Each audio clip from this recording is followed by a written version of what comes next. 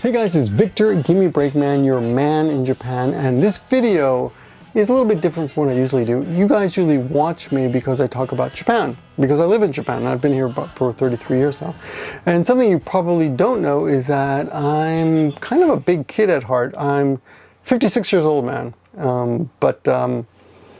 Me and the kid inside me went to the movies today to see Deadpool and Wolverine, and had a great time. I'm talking about that today, just to remember this day.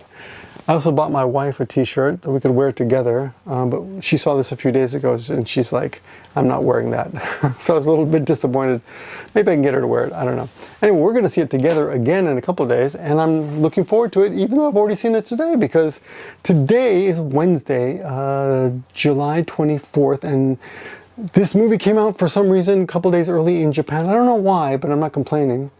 I saw it at the first showing, 9:25 a.m. at the Cinema Sasashima 109 movie theater for 1,300 yen, which is really cheap, much cheaper than usually. Usually that's about $8.50.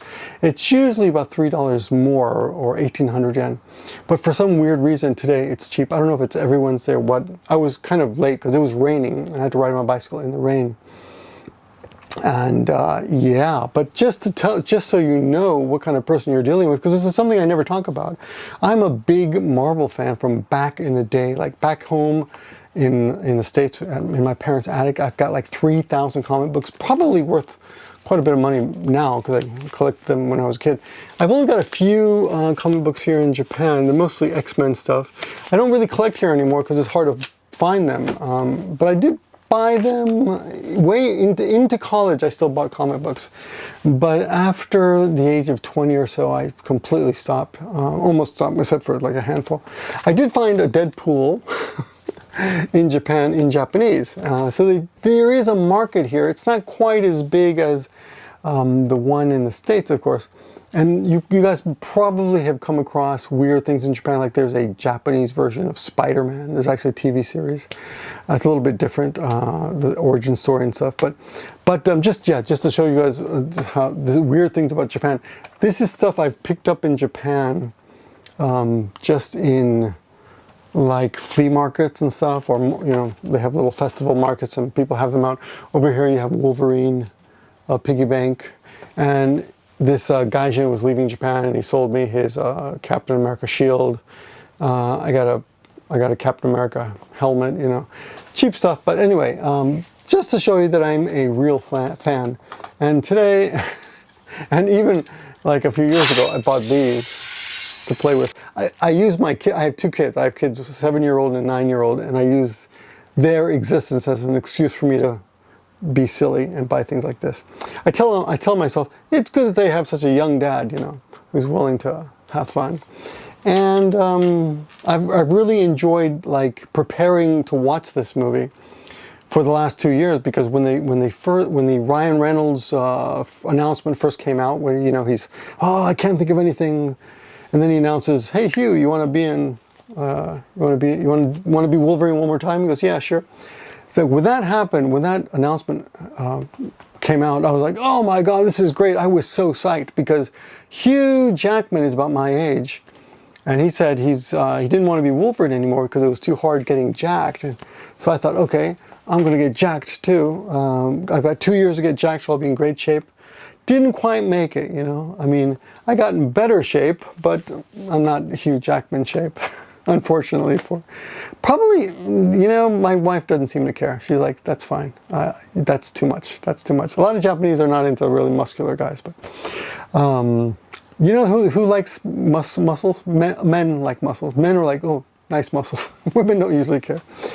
Anyway, so I want to talk about the movie a little bit, but I don't want to give you too many spoilers. Of course, if you've been watching YouTube at all, there's a bunch of trailers out there, and they've already spoiled quite a bit of it, so I won't get into much of that. I will say that, wow, Ryan Reynolds can really, really dance, and that's pretty impressive. I mean, unless it was another guy in a suit, which is possible, who knows? Yeah. And the story set up, the directing was pretty good, I'd have to say, yeah. The director is a guy named Sean Levy, and he's also directed a couple other movies. He directed the Free Guy movie, also with Ryan Reynolds, and The Adam Project, which is also with Ryan Reynolds and Mark Ruffalo. And also the girl from Elektra, what's her name? Ben Affleck's ex-wife. Oh, what's her? Jennifer Gardner, right? Anyway, in preparation for this movie, I've been going back the last few months, especially with my kids, and watching all the old Marvel movies, because I just knew there'd be a bunch of cameos and I wanted to be prepared, just to brush up on my Marvel lore. So I watched Blade, I watched Fantastic Four, I watched the X-Men movies, even the bad ones.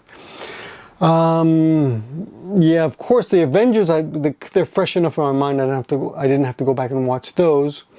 I think that's about it. Oh, yeah, of course, Elektra and Daredevil. I think that's the only Marvel movies that I had to watch. Yeah, that pretty much catches you up on any possible characters or cameos. As you probably have seen in the well, if you've been watching the news at all on this story.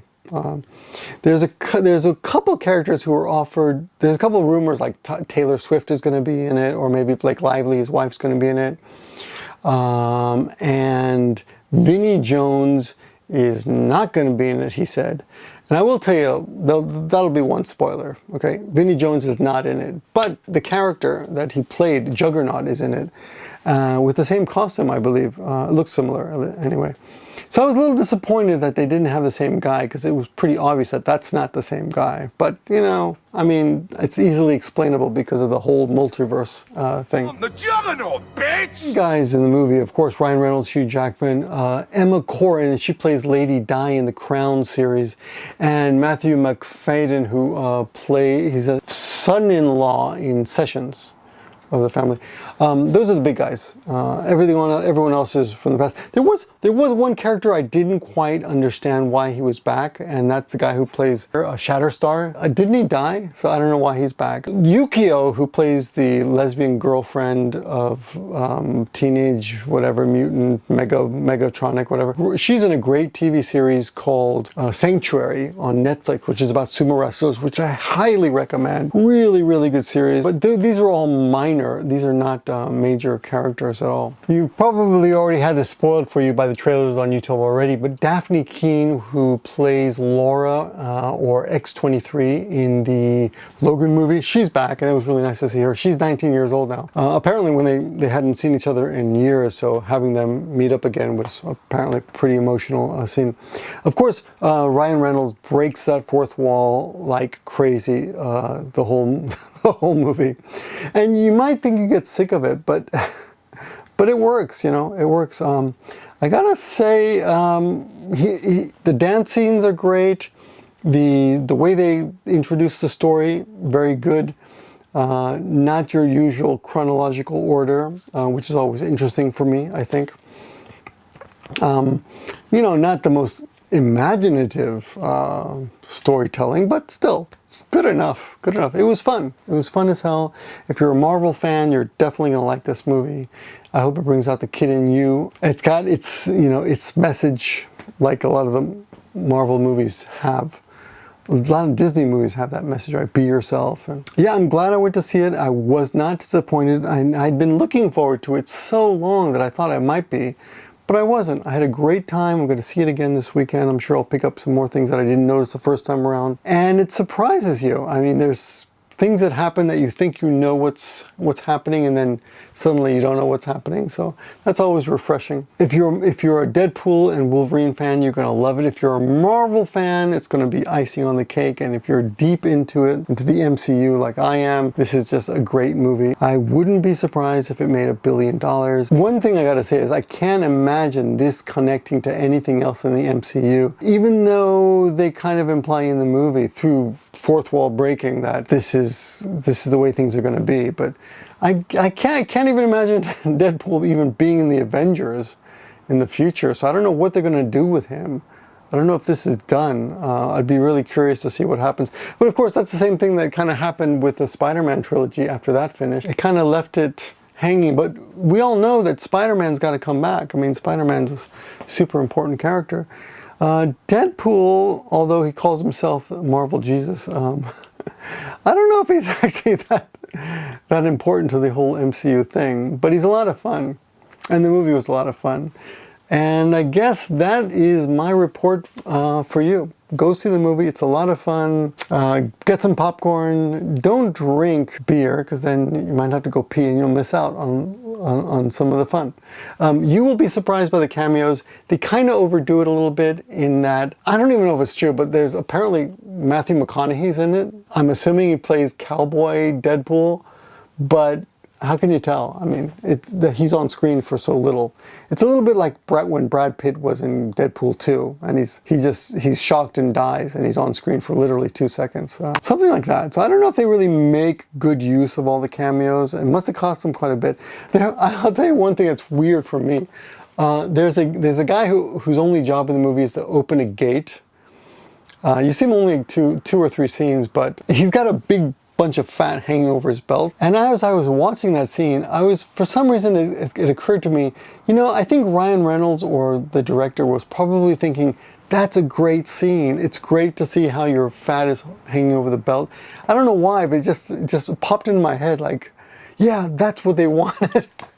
And they had to go out and find a guy. I mean, maybe it was just luck that they found a guy who happened to have fat that would just hang over his belt. I mean, I'm not talking about just sticking out over your belt a little bit like a beer belly. I'm thinking like a flap of meat coming out under the shirt and hanging out over your pants. I'm not obsessed with this detail, I mean, but as I was watching it, I was thinking, yeah, you know, I'm pretty sure they were pretty happy with that actor. But if you're not really into the whole MCU thing, I would say, go back and see Deadpool 1 and 2, at least. And if you see those, you'll be caught up. You'll still have a good time. I mean, you might not understand all the little, inside jokes, but you'll still have a good time. So that's my review for you. Thanks for watching. I will be back in another video with my usual Japanese fare. In fact, I've got a couple of videos already recorded that I just haven't had time to edit and upload. So I'm going to put this one up right now, and that's all I got for you now. Thanks for watching, guys, and see you in the next one. Give me a break, man. Give him a break, because he sure deserves one. And when he's back from his break, you'll see his parts made in Japan. He is the modern man. So give him a break. But before we get into the movie, just to show you I'm a real fan. I mean, I've got the stickers on my computer here on my laptop.